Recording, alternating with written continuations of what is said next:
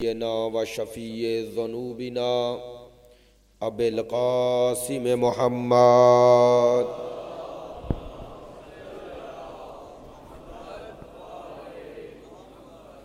و آلہ الطیبین الطاہرین المعصومین المظلومین الذین اذھب اللہ عنہم الرجس و طہرہم تطہیرا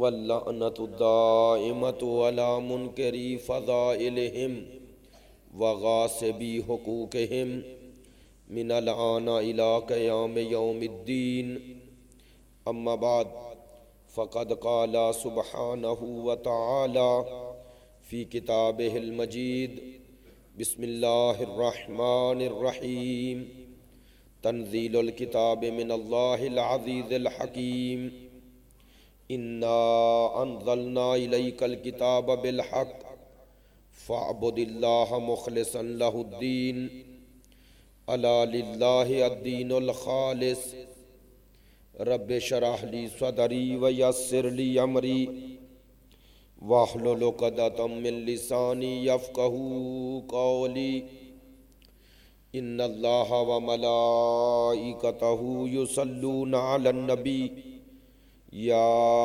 ایہا الذین آمنوا صلوا علیہ وسلموا تسلیما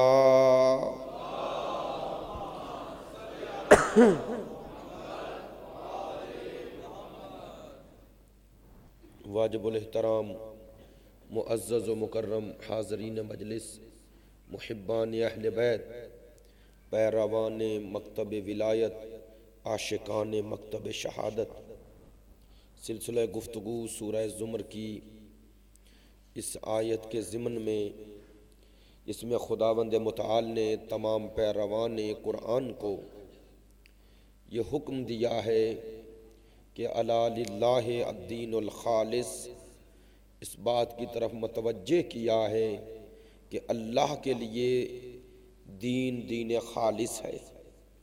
یعنی اگر کسی دین میں ملاوٹ ہو جائے تو وہ دین خدائی نہیں رہتا. گزشتہ شب یہ عرض کیا تھا کہ سب سے بڑی مشکل انسانوں کے لیے اس دین خالص کو اس ناخالص سے شناخت کرنا ہے، تشخیص دینا ہے. اور معاشرے میں جتنی گمراہی بے دین لا دین دین دشمن لوگوں سے پہنچی ہے، اس سے کہیں زیادہ گمراہ ان لوگوں نے کیا ہے جنہوں نے دین خالص میں ملاوٹ کی ہے اور دین کی ناخالص صورت پیش کر کے لوگوں کو دین سے باغی بھی کیا ہے اور خود دین کے اہداف سے بھی دور کیا ہے. انبیاء الہی طول تاریخ میں انسانوں کو اس دین ناخالص کے مقابلے پر اللہ کے بھیجے ہوئے دین کی طرف بلاتے رہے اور ان کی تجدید شریعت کا ایک مقصد ہی یہ تھا کہ لوگوں نے جو دین میں اپنی رائے شامل کر دی ہے دین کو اس سے جدا کیا جائے. اور یہی سلسلہ قیامت تک باقی رہے گا. فلسفہ امامت یہی ہے کہ دین میں لوگوں کی رائے شامل نہ ہو سکے. سرکار دو عالم نے اپنے بعد قیامت تک کے لیے دین کے وہ محافظین معین کیے ہیں. حکم خدا سے ان کی اطاعت ہم پر فرض قرار دی ہے. ان کی ذمہ داری یہی ہے کہ وہ دین خالص جو اللہ کا بھیجا ہوا ہے اسے ہم تک پہنچائیں اور لوگوں کے تحریف کے مقابلے پہ، تلبیس کے مقابلے پہ اللہ کے دین کے لیے ہر قسم کی قربانی دینے کے لیے آمادہ رہے. دین خالص ہی اللہ کے قریب کرتا ہے، دین نہ خالص نہ معاشرے کو نجات دیتا ہے، نہ اللہ کی قربت کا سبب بنتا ہے۔ لیکن آج کی مجلس میں یہ عرض کرنا چاہتا ہوں کہ اللہ نے قرآن مجید میں دین خالص کی صفات و اوصاف بیان کی ہے تاکہ ہم دین خالص کو ناخالص سے جدا کر لیں۔ لیکن اس سے پہلے کل ایک دوست نے اشارہ کیا اور واقعی متوجہ ہوا کہ دین کی تعریف کیا ہے۔ دین ان قوانین کے مجموعے کا نام ہے جو انسانوں کی ہدایت کے لیے اللہ نے بھیجا، جو 4 چیزوں پر مشتمل ہے: اعتقادات پر، احکامات پر، اخلاق پر، حقوق پر۔ ان 4 چیزوں کے مجموعے کا نام دین ہے۔ ان میں کچھ اعتقادات ہیں، کچھ احکامات ہیں، کچھ اخلاقی دستور ہیں، کچھ حقوق ہیں۔ دین کا لغوی معنی دانا یدینوں سے مراد جزا دینا۔ چونکہ انسان دین پر عمل کر کے جزا و سزا کا مستحق بنتا ہے، اس لیے دین کہا جاتا ہے۔ وہ سورہ الحمد میں بھی آپ جو پڑھتے ہیں مالک یوم الدین، کہ اللہ یوم الدین کا مالک ہے، اس یوم الدین سے مراد روز جزا۔ تو دین کا معنی جزا بھی ہے لغوی اعتبار سے۔ البتہ دین کا ایک معنی تسلیم ہو جانا، جھک جانا، ایک بات۔ دوسری بات، میں نے پہلی مجلس میں عرض کیا تھا کہ معاشرے میں دین 2 طرح کے ہیں، ایک اللہ نے دین بھیجا اور ایک وہ دین جو لوگوں نے بنایا۔ تو سوال ہے کہ آیا دین خدا کے مقابلے پہ دین غیر خدا بھی ہے؟ دین الہی کے مقابلے پہ غیر الہی دین بھی ہے؟ ہاں، قرآن اس کی تائید کرتا ہے۔ وہ رسم و رواج، وہ افکار و نظریات، وہ خرافات جو معاشروں میں پیدا ہوئی، وقت گزرنے کے ساتھ ساتھ انسانوں نے اسے بعنوان دین، آئین، اپنی زندگی کا نظام کے طور پر قبول کر لیا، اور تاریخ میں ایسا ہوا ہے۔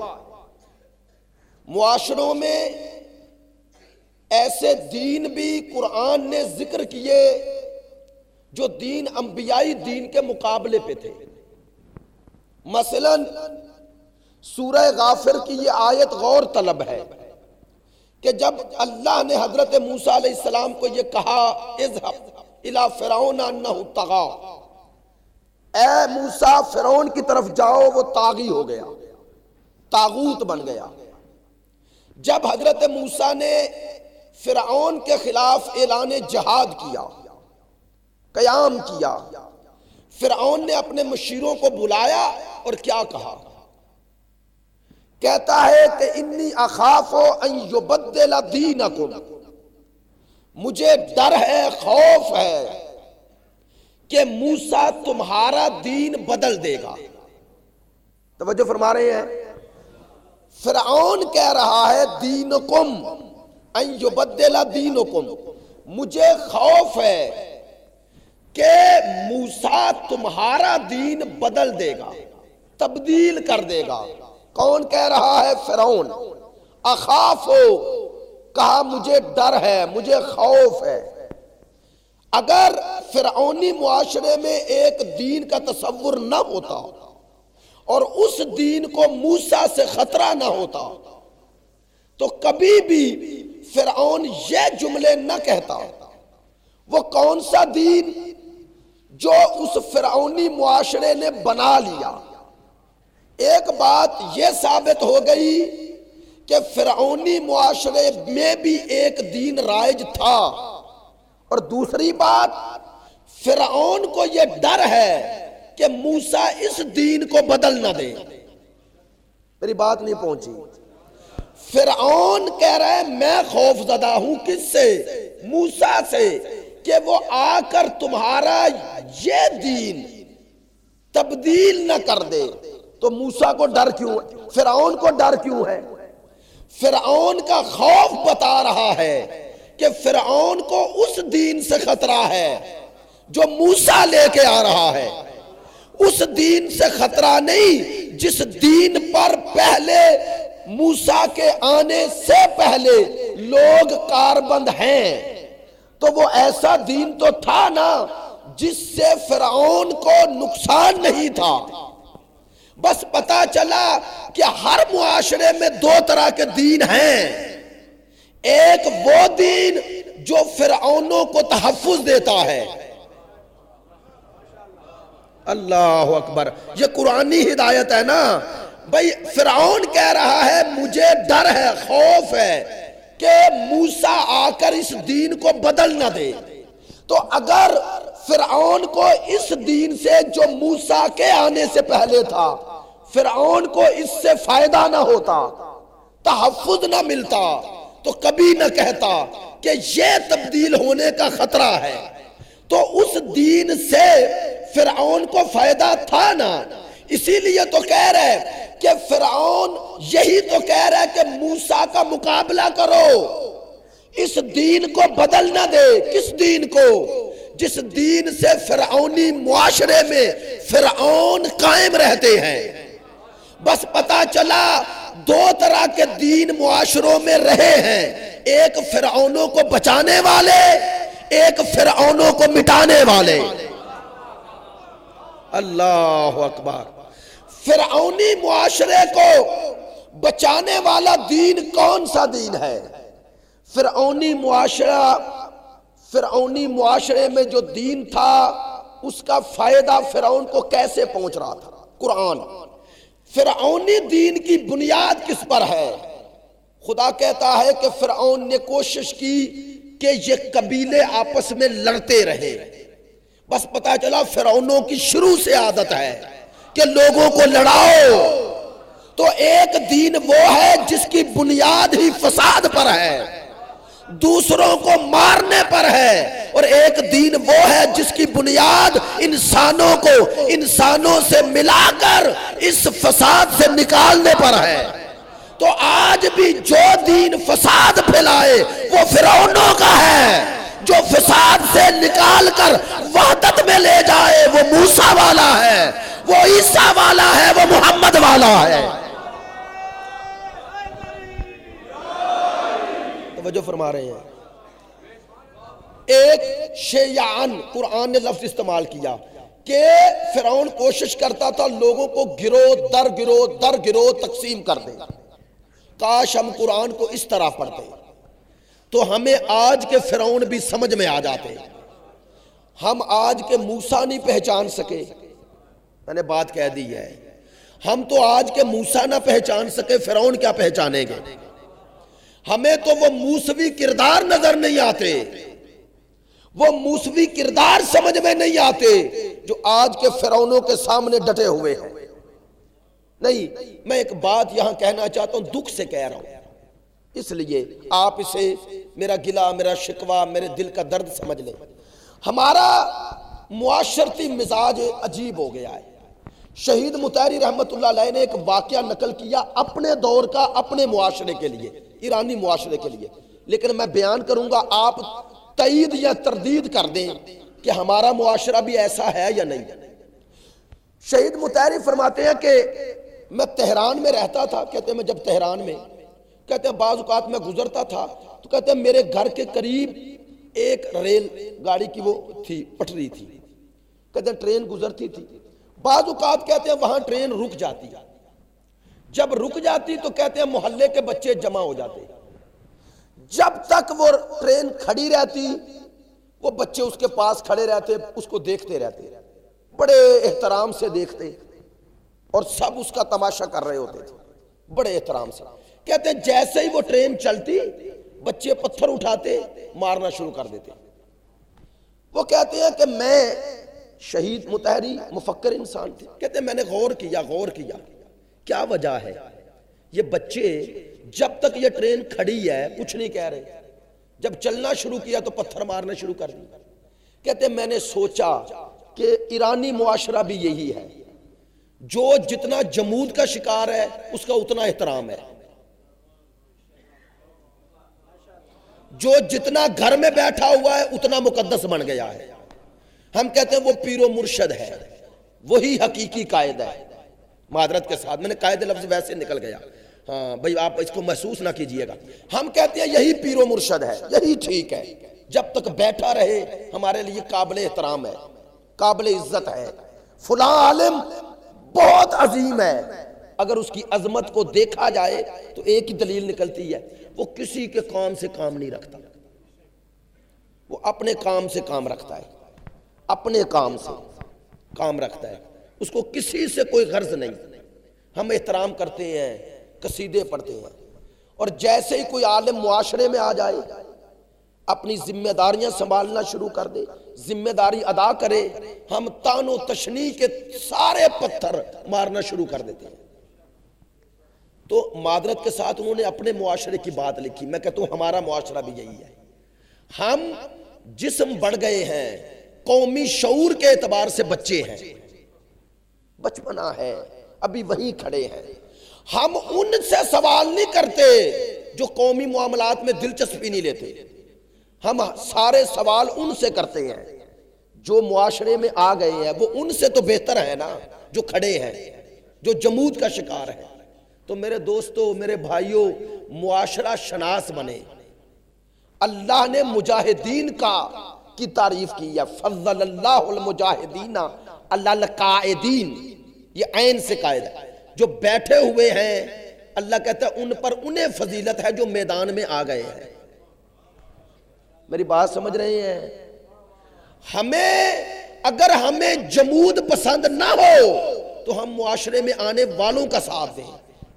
ہم یہ نہ پوچھیں، ہر بندہ پوچھ رہا ہے کب سب متحد ہوں گے۔ بھئی میں ایک ہی سوال کا جواب پوچھتا ہوں اور کوئی نہیں دے سکا۔ آدم سے لے کر آج تک سارے انسان ایک شخص پہ متحد ہوئے؟ بولے ہم تو گناہگار ہیں۔ انبیاء گناہگار تھے؟ ائمہ ان میں کوئی عیب تھا، کوئی نقص تھا؟ لوگ ان پہ متحد ہو گئے؟ نہیں ہوئے نا۔ تو جب ائمہ پر نہیں ہوئے، معصوم پر نہیں ہوئے، تو غیر معصوم سے تقاضا کیوں ہے؟ نہیں، اب میں یہ بھی نہیں چاہتا کہ فساد ہو، اختلاف ہو۔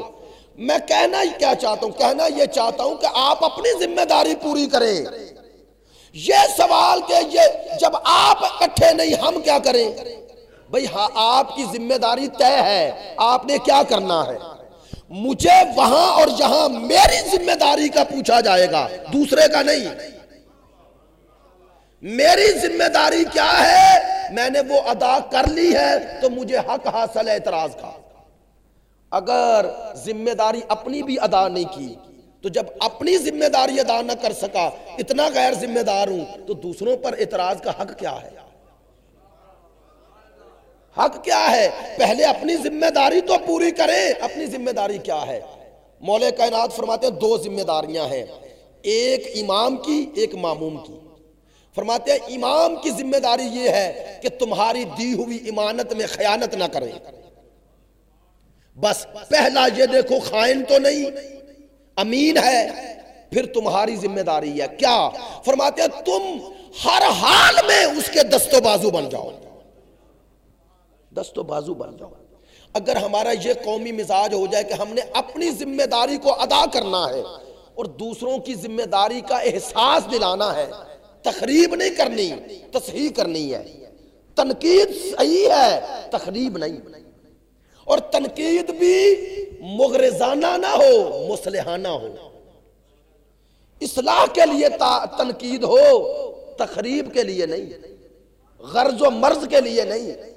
اگر غرض پیچھے ہے تو وہ تنقید نہیں، وہ تو غرض ہے۔ توجہ فرما رہے ہیں؟ یہ باتیں میں نے اس لیے کی، حالات اور واقعات بڑے سنگین ہیں، تھے اب سنگین اور ہو گئے۔ میں نے کل ہی جملہ کہا سرفراز بھائی کے گھر میں، اللہ قرآن میں کہتا ہے میں نے چاہا کہ جنگ احد ہو، میری مشیت نے چاہا۔ کیوں؟ اللہ کہتا ہے اس لیے چاہا تاکہ مومن اور منافق جدا ہو جائیں. میدان سجدے ہی اس لیے ہیں کہ کھوٹے اور کھرے کا فرق آ جائے.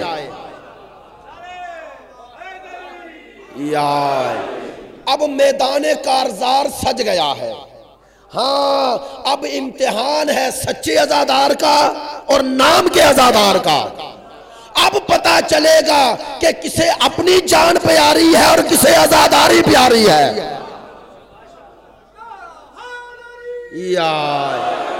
اب عزاداری کے نام پر دوسروں پر تہمتیں لگانے والے اور عزاداری کے حقیقی محافظوں کا فرق پتہ چلے گا. عزاداری کے نام پر دوسروں کے خلاف پروپیگنڈا کرنا آسان ہے، عزاداری کی حفاظت کے لیے گھر سے نکلنا مشکل ہے. ہاں اب پتا چلے گا اللہ نے چاہا کہ یہ ہو اور یہاں ہو پنڈی میں نہیں، میں نے اشارہ کر دیا ہے. اللہ نے چاہا پنڈی میں ہو تاکہ پتا چل جائے وہابی کون ہے شیعہ کون ہے.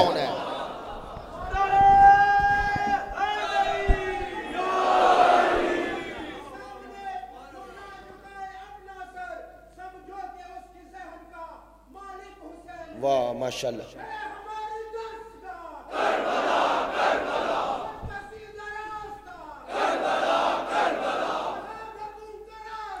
ماشاءاللہ.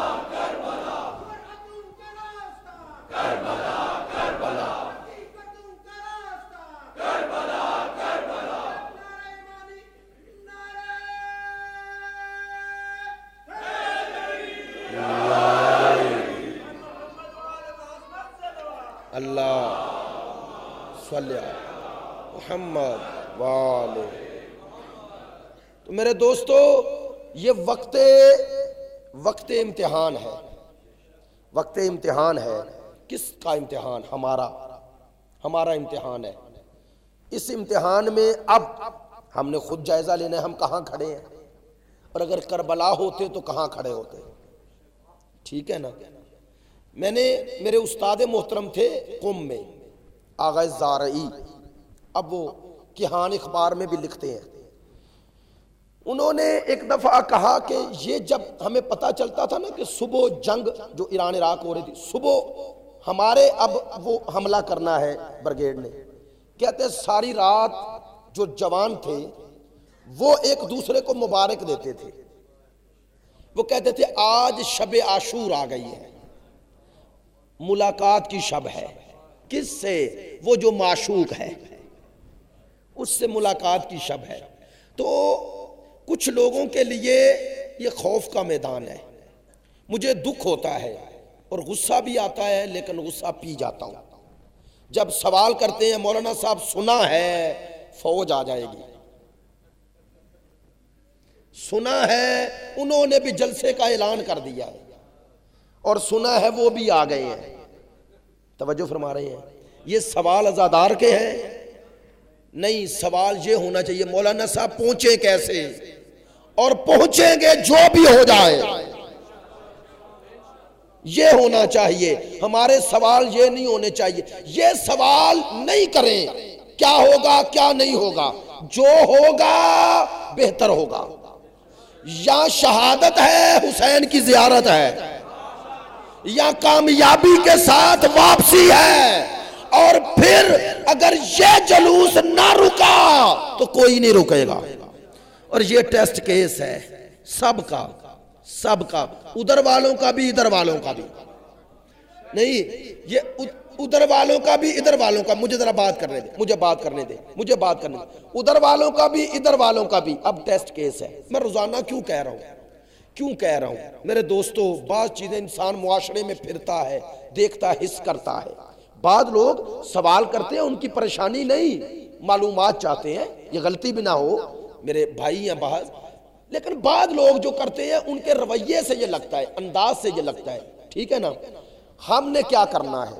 ہماری ذمہ داری یہ آ گئی ہے کہ ہم نے ثابت کرنا ہے ہمیں اپنی جان سے زیادہ اپنا ایمان پیارا ہے. ہمیں اپنا قومی وقار اپنے افراد سے زیادہ پیارا ہے. ہماری جان کی قیمت بہت کم ہے اگر اس کے کام آ جائے، ایسا ہی ہے نا، لیکن اگر اس کے کام آ گئی تو قیمتی ہو گئی، پھر قیمتی ہے، ورنہ کوئی قیمت نہیں۔ جو جس کی جان کی قیمت یہ نہ لگی، کوئی قیمت نہیں لگے گی، کوئی قیمت نہیں لگے گی۔ میں نے ایک جملہ اکثر جگہ پر کہہ رہا ہوں، ہر عمل کا ثواب ایک جیسا نہیں ہوتا، ایسے ہی ہے نا۔ یہاں پر اگر جولائی کا مہینہ ہو، اے سی چل رہے ہوں، آپ نماز پڑھیں، ثواب ہے۔ لیکن یہی نماز اگر آپ صحرا میں جا رہے ہیں، گرمی کی شدت ہو گئی، وہاں 2 رکعت پڑھیں، سفر میں تھے، یہاں 4 پڑھی، تو ثواب بدلا کس نے؟ مشقت نے۔ جب عمل میں مشقت آ جائے تو ثواب بڑھ جاتا ہے۔ میں کیا چاہتا ہوں، اتنی احادیث ہے نا زیارت کربلا کی، کیوں ہے؟ آپ ماشاءاللہ پڑھے لکھے دوست ہیں، پس منظر تو آپ جانتے ہیں نا۔ جب بنی امیہ اور بنی عباس روکنا چاہتے تھے تو ائمہ نے ترغیب تشویق کی کہ اب جانا 70 حج کا ثواب ہے۔ تو ثواب بڑھایا کس نے؟ اس مشقت نے۔ اب سنو، جو عاشور کے دن جلوس میں نہیں جا سکے وہ اگر اس کی تلافی بھی کرنا چاہتے ہیں اور عاشور کا ثواب بھی چاہتے ہیں تو چہلوں پہ جاؤ۔ اب یہ جلوس عام جلوس نہیں ہے۔ کراچی، لاہور، اسلام آباد کے جلوس کا ثواب الگ ہے اور وہاں جانے کا ثواب الگ ہے۔ اب توجہ فرما رہے ہیں، وہاں جانے کا اب ثواب الگ ہے۔ کیوں؟ اس لیے کہ وہاں مشقت بدل گئی، راہ بدل گئی۔ عزیزان محترم، ایک بات اور کہنا چاہتا ہوں جو تمام بزرگان کا بھی اس پہ اتفاق، نظم اگر قائم رکھیں گے اور نظم کے ساتھ چلیں گے تو پھر ہماری قومی وقار اور ہماری حفاظت اور ہمارے تمام مسائل حل ہوں گے۔ نظم ضروری ہے۔ اپنے تمام اختلافات بالائے طاق رکھتے ہوئے جو لوگ یہ ذمہ داری سنبھال کے آگے آ گئے ہیں اس نظم میں رہیں اور آگے بڑھیں، اور انشاءاللہ ہر امتحان میں کامیاب ہوئے ہیں۔ مجھے یہاں پر کچھ بزرگان کوئٹہ کے بھی نظر آ رہے ہیں، وہ بھی جانتے ہیں ہم جاتے رہے کوئٹہ، مایوس ہو گئے تھے، وہ بھی مایوس ہو گئے تھے، لیکن شہداء کے خون نے یہ اثر دکھایا۔ میں اکثر کہتا ہوں کوئٹہ کے لوگوں نے تمام شہادتوں کا جو ان پر قرض تھا وہ 2 درنوں میں اتارا، ایسا ہی ہے نا۔ تو شہداء کے خون سبب بنے ہیں۔ اگر عام شہید کے خون میں اثر ہے تو سید الشہداء کا خون، اس میں کیا اثر ہوگا؟ ہاں، ہم نے اپنی ذمہ داری ادا کرنی ہے۔ وہ پردہ غیبت میں بیٹھا ہوا امام ہم سب کا وارث ہے، انشاءاللہ اس کی نگاہ کرم ہمارے شامل حال ہے۔ عزیزان محترم، یہ یزیدیت اور حسینیت کی جو جنگ ہے، جو معرکہ حق و باطل ہے، اس میں وہ دین خالص اور ناخالص دونوں میں فرق کرنا ہے۔ وہ فرعونی معاشروں کو تحفظ دینے والے دین میں اور وہ فرعون سے ٹکرانے والے دین میں فرق کرنا ہے۔ قرآن کہہ رہا ہے، فرعون نے کہا مجھے خطرہ ہے موسیٰ آ کر تمہارا دین نہ بدل دے۔ اب وقت بھی نہیں رہا، کچھ باتیں اور ہو گئیں اور یہ بھی مفید تھی، کرنا ضروری تھی، لیکن توجہ فرمائیں گے تاکہ ہم موضوع سے بھی پیچھے نہ رہ جائیں۔ میں نے ابھی آیت پڑھی سورہ غافر کی، قرآن کہتا ہے فرعون نے کہا مجھے خطرہ ہے موسیٰ آ کر تمہارا دین نہ بدل دے، کہا نا۔ تو فرعون کو خطرہ کس سے تھا؟ اس سے جو اللہ کا دین لے کے آ رہا ہے۔ پتہ چلا ہر دور کا فرعون موسیٰ سے ہی ڈرتا ہے۔ ایک دین وہ ہے جو اسے تحفظ دیتا ہے اور ایک دین وہ ہے جو اس کے لیے خطرہ بنتا ہے۔ آج کے فرعونوں کو بھی ڈر یہی ہے کہ وہ پیغام سامنے نہ آ جائے جو کربلا میں حسین نے دیا ہے۔ میری بات سمجھیں گے؟ آج کے فرعون بھی جو خوف زدہ ہیں وہ اسی اسلام سے ہیں، وہ اسی اسلام سے ہیں جس اسلام نے ان فرعونوں کو شکست دی ہے۔ وہ اسلام کون سا اسلام ہے؟ کون سا اسلام؟ وہ اسلام وہی ہے جس میں کوئی ایسی شے ہے جو فرعونوں کو نا امید کرتی ہے۔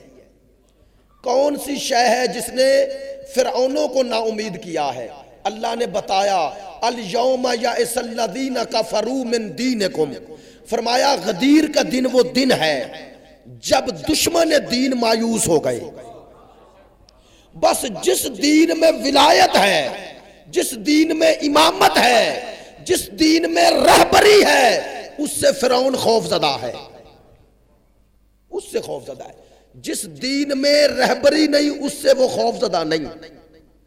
سنیں، یہی وجہ ہے لاکھوں لوگ حج کرنے جاتے ہیں، وہ کہتے ہیں سب آئیں، یہ نہ آئیں، یہ نہ آئیں۔ کون؟ جن کے پاس رہبری ہے۔ میں اکثر یہ جملہ کہتا رہتا ہوں، ولایت ہے روح دین، امامت ہے روح دین۔ اگر دین سے امامت نکال دو روح نکل گئی۔ جب روح نکل جائے تو دین مردہ ہے۔ مردہ دین سے کوئی نہیں ڈرتا، زندہ دین سے ہی ڈرتے ہیں، اور ہر دور میں زندہ دین ہی خطرہ ہے، اور زندہ دین اسی کے پاس ہے جس کے پاس امام زندہ ہے۔ آئے ہائے ہائے، جس کے پاس امام ہی مردہ ہو اس کا دین زندہ کیسے ہوگا؟ اب سنو، میرے امام زندہ نہیں ہے، میرے امام خود زندگی ہے۔ کیا خوبصورت جملہ ہے آیت اللہ جوادی عاملی کا، فرماتے ہیں دنیا میں دو طرح کے شہید ہیں، شہید حی، شہید محیی۔ حی اسے کہتے ہیں جو خود زندہ ہو، محیی اسے کہتے ہیں جو زندگی دے۔ فرماتے ہیں کربلا والے حی نہیں محیی ہیں، وہ زندہ نہیں، وہ زندہ کرتے ہیں۔ وہ نہیں، میں نے جو کہا اس کی تائید لے لیتا ہوں۔ قتل حسین اصل میں آگے کیا کہا؟ اسلام کو زندگی کون دے رہا ہے؟ کربلا۔ تو اگر کربلا خود زندہ نہ ہو تو اسلام کو زندگی کیسے دے؟ پتا چلا کہ یزیدیوں کو ڈر کس سے ہے؟ اس اسلام سے جو کربلا سے ہو کے آئے۔ کربلائی اسلام سے فرعونوں کو خطرہ ہے، سقیفائی سے نہیں۔ کربلائی دین سے خطرہ ہے جس میں کربلا ہے، جس میں پیام ہے، جس میں تحرک ہے، جس میں حرکت ہے، جس میں امامت ہے، جس میں رہبریت ہے۔ جس دین میں رہبریت ہی نہیں، امامت ہی نہیں۔ سنو، کربلا نے امامت کا معیار کیا دیا، سقیفے نے کیا دیا؟ سقیفے میں خلافت آئی، خلافت سے ملوکیت آئی، ملوکیت سے یزیدیت آئی، اور یزیدیت سے طالبانائزیشن آئی۔ طالبان سقیفائی قیادت کا منطقی نتیجہ ہے۔ میں نے بات کہہ دی ہے، سقیفائی قیادت کا نتیجہ ہے طالبان۔ جہاں عقل سے بھی جسم سے بھی معذور انسان امیر المومنین بن جائے۔ نہیں، میں طنز نہیں کر رہا، میری بات سننا، غور کرنا۔ یوسف لدھیانوی نام سنا ہے نا؟ یہ شخص علماء دیوبند میں ان کا امام مانا جاتا ہے، علمی اعتبار سے امام، جامعہ بنوریہ کا مؤسس شمار ہوتا ہے یوسف لدھیانوی۔ یہ تمام جو آپ کو علماء موجودہ نظر آ رہے ہیں یہ سب اس کے شاگرد تھے۔ عالم تھا، بہت کتابیں بھی لکھی، اور جب افغانستان میں حکومت آئی طالبان کی تو انہوں نے امیر المومنین کسے بنایا؟ ملا عمر کو۔ اب آپ کو پتا ہے ملا عمر کی اپنی تعلیم کیا ہے؟ یہ ہمارے مدرسوں کی اصطلاح میں ابتدائی کتاب شمار ہوتی ہے ہدایت النحو، عربی لٹریچر کی ابتدائی ترین کتاب ہے، ابتدائی ترین، یعنی اگر آپ کلاس وائز کریں تو پہلی کلاس۔ اور وہ خود کہتا ہے، ملا عمر کے جو انٹرویو میں خود ہے کہ میں نے ہدایہ بھی پوری نہیں پڑھی، پہلی کلاس بھی نہیں پڑھا، اگر اس کلاس وائز کریں ہدایہ پڑھا ہوا، وہ یوسف لدھیانوی جو ان سب کا علماء میں امام شمار ہوتا ہے. جب افغانستان میں ملا عمر کی حکومت آئی تو یہ گیا پاکستان سے، کندہار میں ملا عمر سے ملا اور اس کے ہاتھ پہ بیعت کی اور کہا تو میرا امیر المومنین ہے، اور کہا چونکہ یہاں کفر و اسلام کی جنگ ہو رہی ہے، حالانکہ جنگ وہ لڑ رہے تھے شمالی اتحاد سے، اس نے کہا کہ میں آپ کے پاس اس لیے آیا ہوں کہ مجھے اذن دے، اجازت دے کہ مجھ پہ جہاد ساکت ہے. اس نے وہاں کلاشنکوف لی، فائر کیے تاکہ میں جہاد میں شریک ہو جاؤں. کہنا کیا چاہتا ہوں، یہ واقعہ سنانے کا مقصد کیا تھا؟ دیکھیں ادھر اطاعت کا یہ عالم ہے، سب جانتے ہوئے بھی جھک رہے ہیں، اور ہمارے ہاں سوال در سوال ہے نا.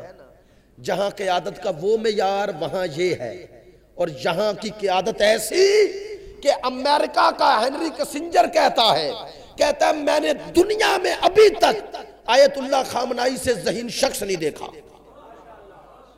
کہتا ہے ہم جو بھی اپنی چال چلنا چاہتے ہیں اس کے پاس اس سے پہلے توڑ ہے. توجہ فرما رہے ہیں، وہاں پر دیکھ کر بھی اطاعت ہے، سب کچھ جہالت کے سامنے جھکایا جا رہا ہے اور جھک رہے ہیں. اور یہاں کیا ہے؟ اب توجہ فرمائی، مولا کا اس خطبے کو سمجھ لینا. جب کہا تھا 10 لے لو 1 دے دو، اور ریزن کیا بتایا تھا؟ کہ وہ باطل پہ ہوتے ہوئے اطاعت ہے، یہاں حق پہ ہوتے ہوئے مخالفت ہے. توجہ فرمائی ہے. تو دین کا مقصد ہے اطاعت پذیری کرنا، ہمارے اندر اطاعت پیدا کرنا. کربلا والے کامیاب کیوں ہو گئے؟ 72 تھے، کیوں کامیاب ہو گئے؟ ایک مقصد نیک تھا، مقصد عالی تھا، مقصد کلیئر تھا. دوسرا اطاعت امام تھی. وہ اپنے ولی کے ساتھ آئے تھے. کربلا کو رشتوں کی سرزمین نہ بناؤ. کربلا میں جنگ رشتہ داروں کی جنگ نہیں، یہ حق و باطل کی جنگ ہے. حسین نمائندہ حق ہے. کل میں نے کہا تھا حسین خود حق ہے، حسین ترازو حق ہے. یہ بھائی بھائی کے ساتھ نہیں آیا، بیٹا باپ کے ساتھ نہیں آیا، بھتیجا چچا کے ساتھ نہیں آیا، بہن کے ساتھ آئی. یہ سب اپنے دور کے ولی کے ساتھ آئے ہیں، اپنے ولی کے ساتھ آئے ہیں. ولی کے ساتھ، یہ ولی کے ساتھ آئے تھے. میرے دوستو بتاؤ، یہ ہے اطاعت کا مقام کربلا میں. اکبر جا رہے ہیں اور عباس بیٹھے ہوئے ہیں. اطاعت ہے یا نہیں؟ اگر بہادر کے لیے اس کے سامنے اس کے عزیز چلے جائیں، اس کے لیے برداشت کرنا مشکل ہوتا ہے. لیکن عباس نے بتایا کہ میری بہادری کا تقاضا یہ ہے میدان میں جاؤں، اطاعت کا تقاضا یہ ہے جب تک امام نہ کہے نہ جاؤں. کربلا والا کوئی شخص اپنی مرضی سے گیا نہیں، گیا نا، اذن لے کے گیا. وہ علیحدہ ہے جب حملے ہوئے تو وہ جو شہید ہوئے، لیکن جب ترتیب شہادتیں شروع ہوئی اجازت لے کے جا رہے ہیں. کیوں؟ یہ ہے کربلا. کربلا میں اطاعت ہے، اطاعت. اور یہ رخ جہاں آئے گا وہاں کامیابی ہے. حزب اللہ میں یہی کربلائی جذبہ ہے، اطاعت ولی ہے. جب ولی محور بن جائے تو پھر اللہ ولایت طاغوت سے نکالنے کے حساب دے دیتا ہے. اللہ ولی الظلمات، اللہ پھر ظلمات سے نکال کر نور میں لے آتا ہے. اور جو طاغوت کی ولایت میں چلے جاتے ہیں اللہ انہیں نور سے نکال کے ظلمات میں ڈال دیتا ہے. اسباب مہیا خود ہم نے کرنے ہیں. آج ہم نے وہ اسباب مہیا کیسے کرنے ہیں؟ اپنے ارد گرد دیکھو، جنہوں نے عزت پائی کیسے پائی؟ اس عزت کی راہ کیا تھی؟ 2 راہیں تھی. دو دشمن نے لکھا، ہم نے نہیں، دشمن نے. انہوں نے کہا حزب اللہ کی کامیابی کے 2 راز ہیں. ایک سرخ ایک سبز. اشارے میں کنائے میں بات کی نا. انہوں نے کہا سبز راز کیا ہے؟ انتظار. سرخ راز کیا ہے؟ شہادت. کربلا سے شہادت ملتی ہے، امام زمان سے انتظار ملتا ہے. کوئی بھی قوم ہو وہ ذلت کب قبول کرتی ہے؟ جب دو چیزیں آ جائیں، یا موت سے ڈر جائے یا مایوس ہو جائے. شیعت میں نہ موت کا خوف ہے نہ مایوسی ہے. موت سے تب ڈرو جب موت کے بعد مرنا ہو. حسین ابن علی نے یہی کہا تھا، یہ موت تو میرے لیے ایسے ہی ہے جیسے ایک زینے پہ قدم رکھو اور ادھر چلے جاؤ. اللہ اکبر. تو موت سے ڈر کربلا اتار دیتی ہے، اور مایوسی نا امیدی سے انتظار نکال دیتا ہے. ہم تب مایوس ہوں جب بند گلی ہو. میں نے G62 میں محرم میں کہا تھا، شیعت میں بند گلی ہے ہی نہیں. ہمارا راستہ بند ہے ہی نہیں، کھلا ہوا ہے. کس کی طرف؟ وہ آنے والے کی طرف. وہ کہتا ہے تو محنت کر، تو جد و جہد کر، اگر کامیاب نہ بھی ہوا مایوس نہ ہونا. محنت کرنا تیرا کام ہے، اگر تجھے نتیجہ نہ بھی ملا میں آ رہا ہوں، تجھے نتیجہ بھی دکھاؤں گا اور اپنی زیارت بھی کرواؤں گا. زیارت بھی کرواؤں گا. اور میرے دوستو، جن کا امام موجود ہے انہیں مایوس ہونے کی ضرورت ہی نہیں. اور امام بھی کیسا، امام بھی کیسا. کہتے ہیں تم غافل ہو جاؤ تو ہو جاؤ، میں نہیں ہوتا. میں غافل نہیں تم سے ہوتا. فرماتے ہیں میں کبھی غافل نہیں ہوتا. کیا جملے ہیں. امام فرماتے ہیں اگر ہم تم سے اپنی نگاہ کرم اٹھا لیں، تمہارے دشمن تمہیں کھا جائیں. کھا جائیں ہے یا نہیں؟ عملی زندگی میں دیکھ لو. عملی زندگی. میرے عزیزان محترم، معذرت خواہ ہوں، میں جس موضوع کے حوالے سے کچھ گزارشات کرنا چاہتا تھا بالکل وہ علیحدہ ہو گیا، لیکن کل ترتیب سے گفتگو کروں گا جو 2 دن باقی ہیں. لیکن میں روزانہ ایک بات عرض کر رہا ہوں، روزانہ. وہ کیا؟ کربلا. کربلا اور کربلائی ہونے کے تقاضے الگ ہیں، الگ ہیں.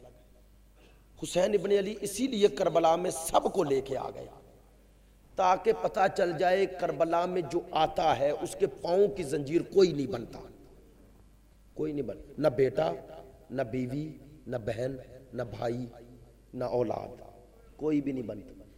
اور حسین تیری عظمت پہ قربان، تو نے بیٹے بھی ایسے تربیت کیے. عمر 18 سال، نام علی، اور شکل پیغمبر کی.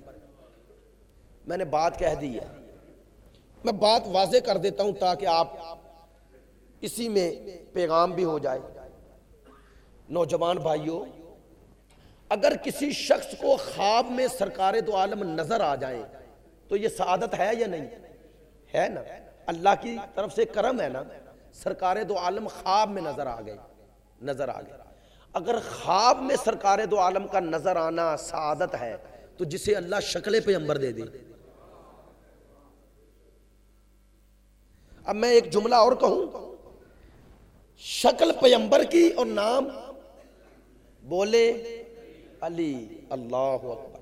حسین تیری عظمت پہ قربان، تو نے بتا دیا اکبر ہے کیا.